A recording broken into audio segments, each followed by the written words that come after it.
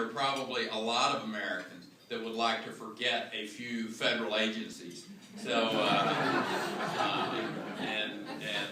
Candace, thank you for not only pointing out my humanness, but also a fabulous job of just kind of touching on my background. You're absolutely correct. My father was instructing me more to go out and straighten up and clean up the hedge rather than being a hedge fund manager. So I truly did have one of those just fabulous upbringings. We were not rich in material things, but really rich in a lot of things that matter in life, spiritual life and family and friends, and whether it was Boy Scouts and church and school, which was pretty much my life for the first 18 years of my life, and then had the great privilege to be able to go off to the university and matriculate and be a pilot in the United States Air Force and continue to serve my country. And that's really why I'm here. I'm in Michigan as a continuation of the things that I was taught as a young boy, to respect the values, serve our country, serve my state. And so it was actually in June of this year. I had no intention. As a matter of fact, Roy Bailey's in this room somewhere. And Roy, every time I'd see him, he said, "You got to get in this presidential race." And I said, "Roy, I love you like a brother." But I said, "Leave me alone. I got the best job in America." I said, "We're making a difference here in the state of Texas. We've created an environment where entrepreneurs know that they can come and that they can risk their capital and that they can have a chance to have a return on their investment." And I said, "It's working. We've put this model in place. People from all across the country, 1,300 people every day relocate from somewhere else and come to Texas." I mean, that is the powerful magnet. I was criticized one day by someone on the debate stage, and they said, "Well, it's easy being governor of the state of Texas. I mean, you guys, you stop playing poker and you draw 4 aces and you think you're a good poker player." I said, "Well, let me tell you why that happened. Is because we created that environment. We made the hard decisions. We passed the balanced budget 6 times since I've been the governor. We passed tort reform that required Democrats and Republicans working together, Candace, so that we could have that protection against the frivolous lawsuits. We've continued to put in place an environment that is a lure for businessmen and women, not just small businessmen and women, but big businesses like Caterpillar.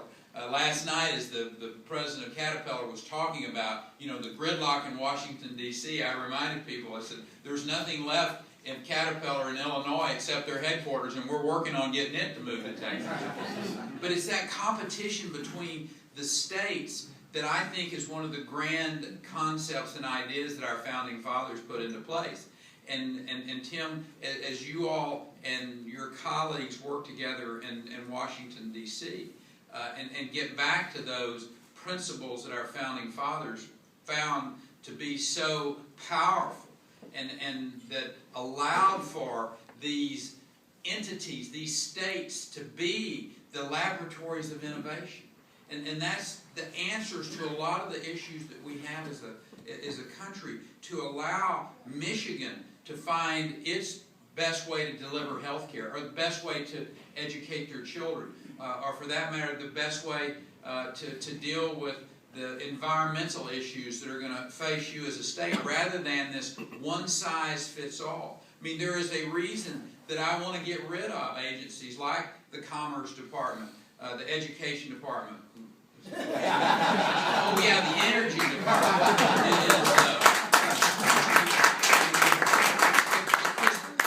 I believe that the people of Michigan, I think the powerful Great Lakes men and women understand better how to deal with those issues, whether it's health care, whether it's education, whether it's your energy resources, and how best to develop those. It's the reason I laid out a plan back in nearly a month ago, where I talked about what a president unilaterally, without going to Congress, could deal with our energy side and put 1.2 million Americans to work very quickly, opening up our federal lands and our waters, but allowing the states to make the decisions. We're not going to force the people of Florida to drill off of their coast if they don't want to. We're not going to obviously drill in some of the places that are considered to be some of our most precious natural wonders in this world and in this country. But are we going to open up Western? Do you realize there is more natural resources, more energy in the Western states that are locked up by this administration that will not allow us to explore, that are in the country of Saudi Arabia, of Venezuela, of Iraq? I think there's 2 other Middle Eastern countries combined, and they're off limits. There's 300 years worth of energy in the domestic United States. And yet we have an administration that basically says, no, we're going to push you, we are going to make you go to those green sources of energy. And one of the reasons I'm so incensed at the Department of Energy is because there is a secretary who has said, Secretary Chu has said himself, we need to see our energy prices approximating those of Europe. Gasoline prices. It's beyond me why we would put ourselves at that competitive disadvantage in just that arena of energy. And you don't have to go to Congress. You don't have to say, let's pass this legislation. A president who has the courage and vision could implement that plan by directing the agency heads to open up those lands, to pull back all of those regulations that are killing jobs. One of the reasons that the automobile industry in this state went through some of the difficult times it did was because Washington's involvement, Washington demanding that this industry change in the way they wanted it to. And it killed jobs.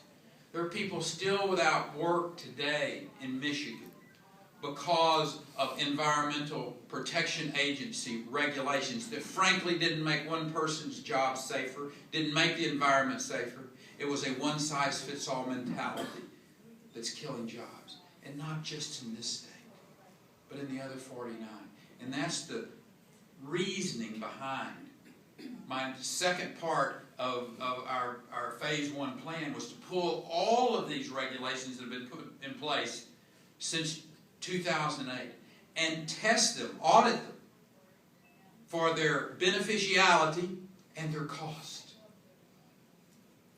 And my instinct is going to tell me that in the vast majority of the time their cost way outweighed the benefit. And the third thing that I talked about was rebuilding the EPA.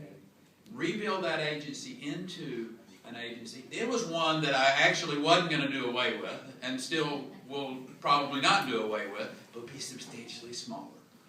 And it'll be substantially more responsive. Push those decision-making back to the people of the states that are really being impacted. I know the people of the state of Texas care about their children's well-being, the air that they breathe, the water that they drink, just as the people of Michigan do. More so than a bureaucrat in Washington, D.C. And that's just to get things started. Then we really go to work and we implement that flat tax of 20% across the board. Deduct your home mortgage, deduct your charitable, deduct your local taxes. And it's pretty simple right there. Deduct them. Cap gains, dividends, adios. No more taxes on those. Death tax, when they come, when the good Lord brings you home, the government's not going to come get your home. Get rid of it. 20% of that and put it on this postcard and mail it in. My bet is Tim Geithner could even get his taxes done on time for this type of report. I'm just thinking. But that's what we need to be talking about. Have the courage to stand up and say, we're going to address the issue of entitlements. We're going to address this issue of Social Security. so that those that are on Social Security, those that are approaching Social Security, they know it's going to be there for them. Don't buy into the fear tactics that some have already been using when we talk about that Social Security is broken, because it is. And last night I talked about who's going to stand up for those young people. Who's going to stand up for that young 25 to 36-year-old that's just going into the workforce? When you get out of the University of Texas and you go into the workforce, who is it that's going to stand up for you and say, we're going to have a retirement program that's funded for you and your colleagues and your generation? And I'm doing that. This plan clearly shows how to deal with Medicaid. And so you and some of your colleagues, I mean, Congressman Ryan and Senator Coburn, I mean, there are some great plans that have been put out where we talk about how to deal with this issue of Medicare. Medicaid. And last night, it seemed like from the right side of the stage to the left, all of our candidates get it. Those need to be put back into the states and allow the states to decide best how to deliver health care. We know how to do it. We care about our people. Those are some of the issues that face this country. Yeah, I may not be the slickest politician or the smoothest debater. And as Candace has appropriately pointed out to you, from time to time I can be very human. But I hope Americans look past perfection and they look for the answers that are challenging us as a people. And those answers can be found in this plan that I've laid out. I believe with all my heart that Americans aren't looking for Mr. Perfect. They're looking for someone that really looks into their homes, looks into their hearts, understands what they're going through. Somebody was watching that debate last night. And I hope they were able to, in all of those myriad of questions and those tiny little periods of time that we had to answer, that they heard from time to time someone who understands what they're going through. Partly because of the values and how I grew up. That sitting around that coffee table, sitting around that kitchen table, worried about the future of their family. Someone who's got the executive governing experience. Someone who will know how to deal with the economy. Someone who understands the importance of having a military that is well funded and the research and the development side. We cannot have a foreign policy in this country unless we first have a strong economy. We cannot have a military that can stand up to an ever-aggressive China if we first don't have an economy that is creating wealth and that is creating an environment where job creators know that they can risk their capital and have a return on the investment. Sam, that's what we've done in Texas. And if it can happen in the 13th largest economy in the world, which is what Texas would be if it were a standalone entity, it can happen in this country. But we've got to have a president who understands full well that government doesn't create jobs. You cannot print enough money for government to create long-term permanent jobs. What government can do is either be an impediment to job creation, which is what we have today, because of their tax policy, because of their regulatory policy, because of their mentality that Washington, one size fits all, is the best approach. Or government can be a partner, and it can help create an environment where job creators are free to risk their capital. And that's the choice that we have in front of us. Is America going to go the way of Europe? And the huge sovereign debt that's being created there. the bankruptcies, the bleak future? Are our greatest days ahead of us? And frankly, I think, Roy, our greatest days are ahead of us. And that's what we need to be focused on. That's why we need to be excited about the opportunity of choosing someone on our Republican side who has that vision, who has that excitement, who understands that our best days are ahead of us because they've had that experience, in my case, of not only living it, but managing it in the state of Texas. Now, I get it, everybody doesn't want to be a Texan. But I think everybody wants to have the opportunity to live in a state and live in a country where the American dream is still alive. Where that sign that I talked about posting in the middle of America that says, America, open for business again.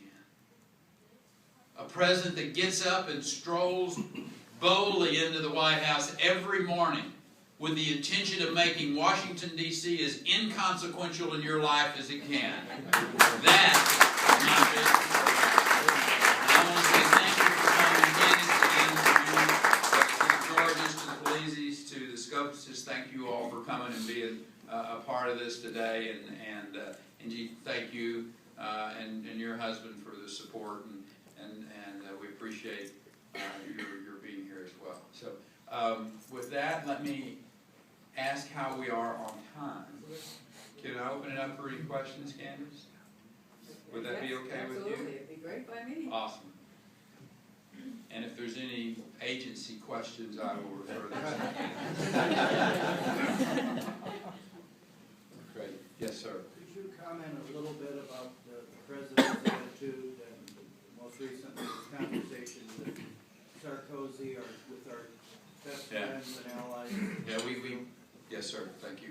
His question was, would I expound on this newest revelation with hot mics between President Sarkozy and President Obama relative to Israel and in particular to Bibi Netanyahu, Prime Minister Netanyahu.